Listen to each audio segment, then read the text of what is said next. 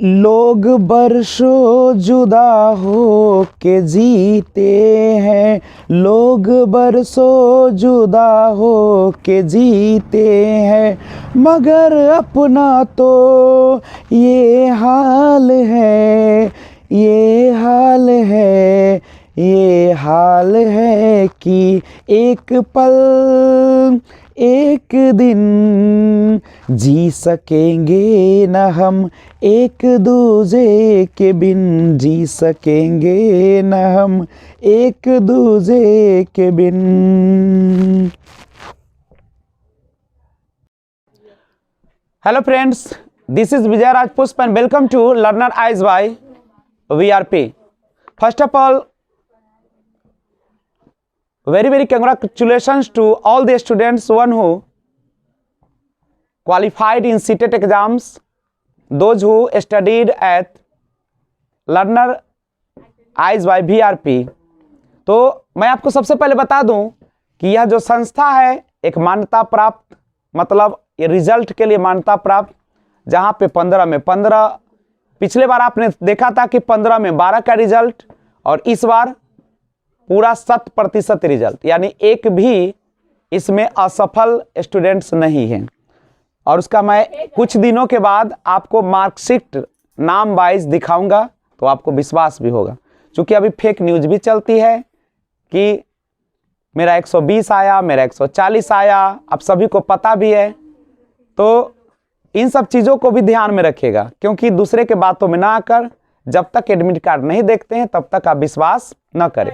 आपका अगर 80 नंबर है, आपका 84 नंबर है, तो भी उतना ही खुश रहे, दूसरे से कोई भी लेना देना नहीं है, क्योंकि इसका मार्क्स का अब वेटेज जो है वह उतना ही होगा जितना 82 वाले का होगा, और जिसका 135 होगा उनका भी सेम होगा।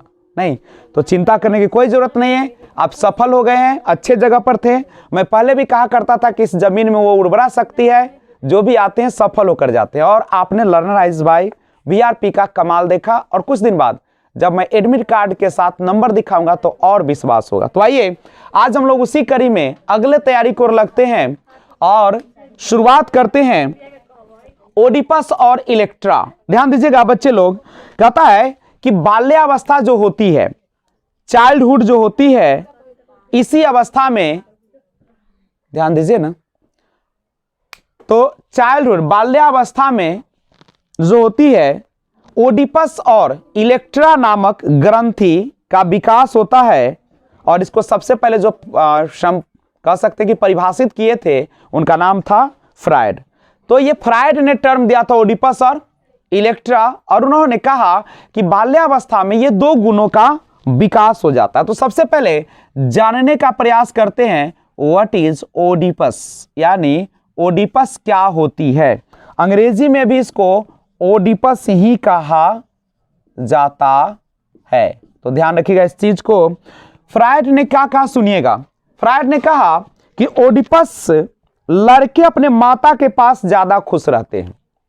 ध्यान रखिएगा, जो लड़का होता है वह, उसका जो आकर्षण होता है वह किसकी तरफ होता है, मां की ओर होता है, मां की ओर होता है। और उनका जो द्वंद्व होता है वह किसके साथ होता है, द्वंद्व या ईर्ष्या कह सकते हैं। नहीं तो द्वंद्व जो होता है वह किसके साथ होता है, पिता के प्रति होता है। यानी ओडिपस और इलेक्ट्रा है क्या, तो हम कह सकते हैं विपरीत लिंगी के प्रति, विपरीत लिंग के प्रति आकर्षण, विपरीत लिंग के प्रति आकर्षण जो होता है उसी को हम लोग क्या कहते हैं, ओडिपस और इलेक्ट्रा। ओडिपस क्या है, लड़का का आकर्षण मां की तरफ, और द्वंद्व किसके साथ होगा, पिता के प्रति होगा। यानी सेम के साथ द्वंद्व होगा और विपरीत के साथ आकर्षण होगा। नहीं तो ध्यान रखिएगा, द्वंद्व कहिए या द्वेष की भावना कह सकते हैं, ये सारा चीज आप वहां पे ध्यान रखिएगा सीटेट में। नहीं तो ध्यान रखिएगा, फ्रायड ने कहा कि लड़के अपनी माता के पास ज्यादा खुश रहते हैं और उनमें मातृ प्रेम भावना रहती है, उसमें मातृ प्रेम भावना ज्यादा होती है, तथा इसमें लड़के अपने पिता के प्रति द्वेष को दिखाते। कंप्लीट है। तो ये था ओडिपस। और दूसरा जो है बेहतरीन जो कि फ्रायड के द्वारा दिया गया इलेक्ट्रा। ये दोनों गुण किस अवस्था में आती है? तो बाल्यावस्था में आती है। इलेक्ट्रा, इंग्लिश में भी हम लोग इसको इलेक्ट्रा के नाम से ही जानते हैं। इलेक्ट्रा क्या समझिएगा, इसमें जो होती है लड़की जो होती है अपने पिता की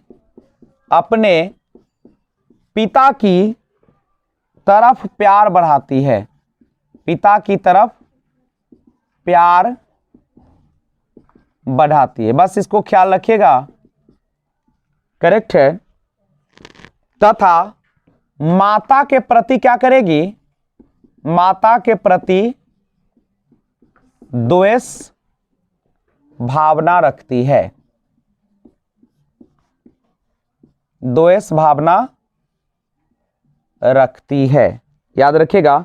यानी फ्रायड के अनुसार इलेक्ट्रा, इस अवस्था में लड़की अपने पिताजी की तरफ प्यार बढ़ाती है तथा माता की तरफ द्वेष की भावना रखती है। अर्थात जब लड़की में विपरीत लिंग अर्थात अपने पिता के प्रति लुभावने की भावना बढ़ जाती है और वह इलेक्ट्रा अवस्था कहलाती है। तो एक छोटा सा चैप्टर था इलेक्ट्रा और ओडिपस, और इसी के साथ आज का क्लास समाप्त करते हैं। तो अगर वीडियो अच्छा लगा तो लाइक कर दीजिए और सब्सक्राइब कर दीजिए, बेल आइकन को ऑल पे प्रेस कीजिए, जिससे जब भी वीडियो अपलोड करूं सबसे पहले आपको नोटिफिकेशन मिले। Thanks for watching, keep watching. जय हिंद, जय भारत।